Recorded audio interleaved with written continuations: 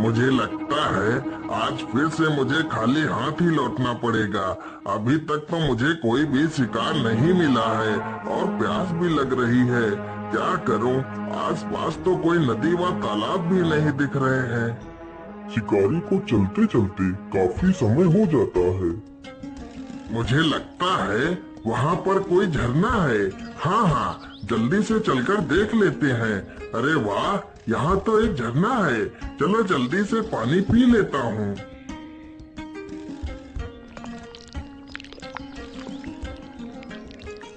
अरे राम राम राम, अब मेरी जान में जान आई। पानी के बिना तो मेरी जान ही निकली जा रही थी। चलो अब शिकार ढूंढते हैं।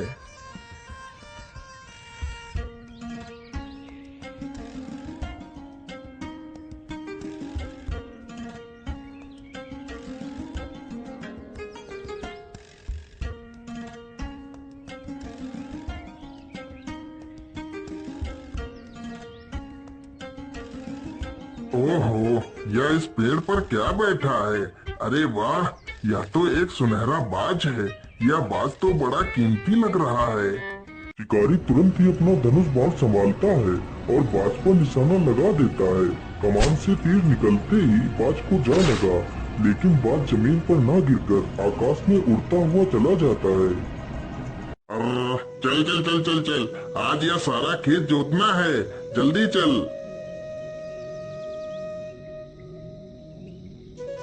अरे राम राम राम, ये क्या है? इस बाज को तो किसी ने तीर मार दिया है, लेकिन यह बाज तो कितना सुंदर है, मानो इसके पंख सोने के हों। पानी, पानी, पानी। अरे ये बाज तो प्यासा है।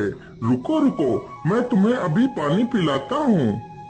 वह किसान तुरंत जाता है और पानी का मटका उठा कर लाता है। फिर बाज को पानी पिलाने लगता है।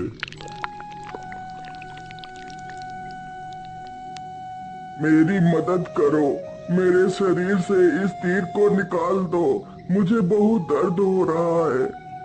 अच्छा अच्छा, रुको, मैं तुम्हारे शरीर से इस तीर को निकाल देता हूँ। सजीवन तुरंत ही बाज के शरीर से तीर को निकालने लगता है।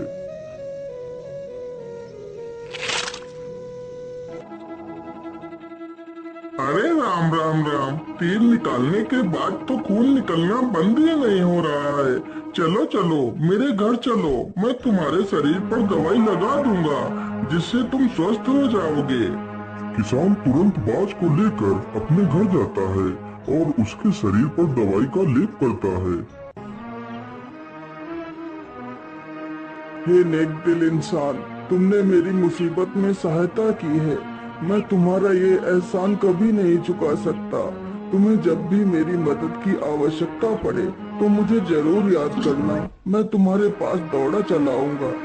इतना कहकर वह बाज वहाँ से चला जाता है। वह किसान लोगों की मजदूरी करके अपना पेट पालता था। धीरे धीरे इसी प्रकार गुजरता गया। अब वह किसान काफी बूढ़ा हो चुका था। अरे सजीवन दादा, आपको खेत जोतते जोतते पूरे 4 दिन हो गए हैं। अभी तक आपने मेरा खेत जोत ही नहीं पाया है। इतने दिनों में तो पूरे 4 खेतों की जुताई और हो जाती। क्या करूं मालिक, अब मुझसे जल्दी जल्दी काम नहीं हो पाता है। यदि काम नहीं हो पाता है तो जाकर अपने घर बैठिए। काम करने की कोई आवश्यकता नहीं है। बेटा, यदि मैं घर बैठ जाऊंगा तो खाऊंगा क्या? मुझे कुछ नहीं पता, तुमसे कोई काम नहीं करवाना। ये पकड़ो अपनी मजदूरी और जाओ यहाँ से। बेचारा सजीवन चुपचाप पैसे उठाकर अपने घर की ओर चला जाता है।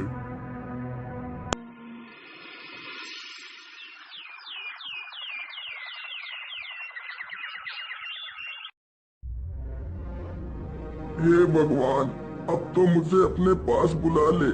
मुझे एक वक्त का खाना खाने के लिए भी सोचना पड़ता है। अब तो मुझसे कोई काम भी नहीं होता और ना ही मुझसे कोई काम करवाना चाहता है। मेरा गुजारा नहीं हो पा रहा है मालिक, मुझे मौत दे दो। हे प्रभु, तुम ही कोई रास्ता दिखाओ जिससे मैं 2 वक्त का खाना खा सकूं। क्यों ना मैं अपने मित्र बाज को बुलाता हूँ वह जरूर मेरे लिए खाने का प्रबंध कर देगा। हे बाज मेरे दोस्त, मुझे तुम्हारी मदद की आवश्यकता है, तुम कहाँ हो? हे बाज मेरे दोस्त, मुझे तुम्हारी मदद की यह आवाज तो मेरे मित्र की है। मुझे लगता है मेरा मित्र किसी दुविधा में है, मुझे चलकर देखना चाहिए।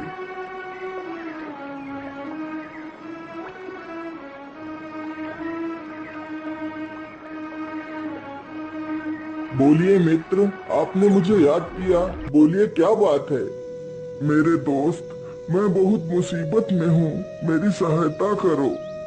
बोलो मित्र, तुम्हें क्या सहायता चाहिए? मेरे दोस्त, अब मैं बहुत बूढ़ा हो चुका हूँ, जिसकी वजह से अब मैं कोई काम भी नहीं कर पाता हूँ। आज मैंने 3 दिनों से कुछ भी नहीं खाया है। मेरे दोस्त, यदि तुम मेरे लिए रोज भोजन की व्यवस्था कर सको तो तुम्हारा बहुत एहसान होगा मुझ पर। तुम चिंता मत करो, मैं रोज तुम्हारे लिए समंदर से मछलियाँ ले आया करूँगा। उन मछलियों को खाकर तुम अपनी भूख शांत कर सकते हो। हाँ हाँ, तुम ठीक कह रहे हो बाज। बाज तुरंत ही मछलियाँ पकड़ने के लिए चल पड़ता है। वह चलते चलते समंदर के किनारे पहुंच जाता है।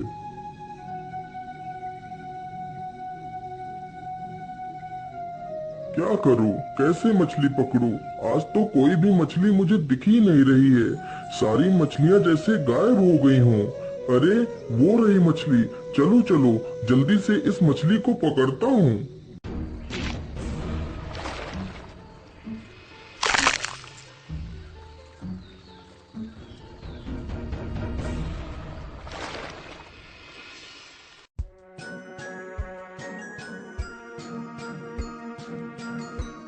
अरे वाह मेरे प्यारे बाज, तुमने तो मुझे मरने से बचा लिया, नहीं तो मैं भूखों मर जाता। नहीं मेरे मित्र, मेरे रहते हुए तुम्हें चिंता करने की कोई आवश्यकता नहीं। मैं रोज इसी प्रकार तुम्हारे लिए मछलियाँ ला दिया करूँगा।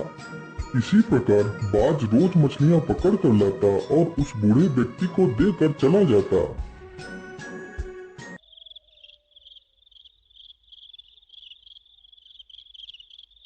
अरे वाह वाह, अब तो घर में पड़े पड़े ही मुझे मनमाना भोजन मिल रहा है। अब तो मुझे किसी की मजदूरी करने की आवश्यकता भी नहीं पड़ती। खाने को तो मैं मछलियाँ खा लेता हूँ, लेकिन मेरे पास पैसा तो एक भी नहीं है। काश मेरे पास भी ढेर सारा धन होता तो मैं भी गाड़ी बंगला खरीदता, लेकिन गाड़ी बंगला मेरी किस्मत में कहाँ। अगले ही दिन बाज मछलियाँ पकड़ कर लाता है तो उसके सोने के पंख बहुत चमक रहे थे। ओहो, आज तो इसके पंख कितने चमक रहे हैं। जरूर इसके पंख सोने के बने हुए हैं। यदि यह पंख मुझे मिल जाए तो मैं बहुत अमीर हो जाऊंगा। इन्हीं पंखों की मदद से मैं अपने लिए कार खरीदूंगा। क्या बात है भाई, आज तुम मुझे देखकर इतना चिंतित क्यों लग रहे हो? कुछ नहीं मेरे दोस्त, मैं बस यही सोच रहा था कि मेरी मदद के लिए मैं तुम्हारा शुक्रिया अदा कैसे करूं। मित्र, इसमें शुक्रिया की क्या बात है? तुमने मेरी जान बचाई थी, बदले में मैं तुम्हारी मदद कर रहा हूँ, इसमें क्या बड़ी बात है? इतना कहकर बाज वहाँ से चला जाता है। मुझे कुछ भी करके इस बाज के सोने के पंख छीनने होंगे। मैं ऐसा करता हूँ, जब कल वह बाज मुझे मछलियाँ देने के लिए आएगा तो मैं उसे मारकर उसके सारे पंख छीन लूंगा।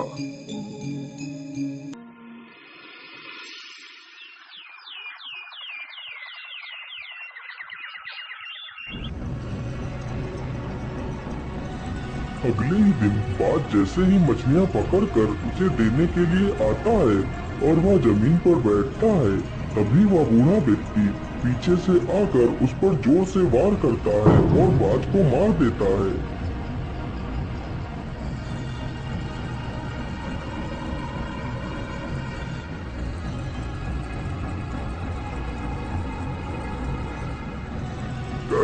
कौन हो तुम?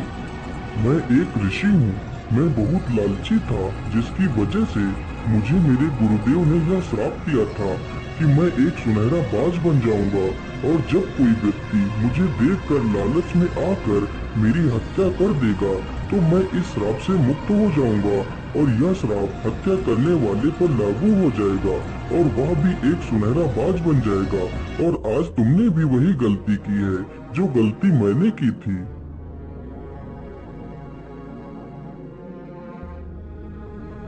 हे साधु बाबा, मुझसे बहुत बड़ी भूल हो गई है। अब मैं अपने वास्तविक शरीर को कैसे पाऊंगा? हे सुनहरे बाज, अब तुम भी किसी लालची व्यक्ति की तलाश करो। वह व्यक्ति ही तुम्हें इस श्राप से मुक्त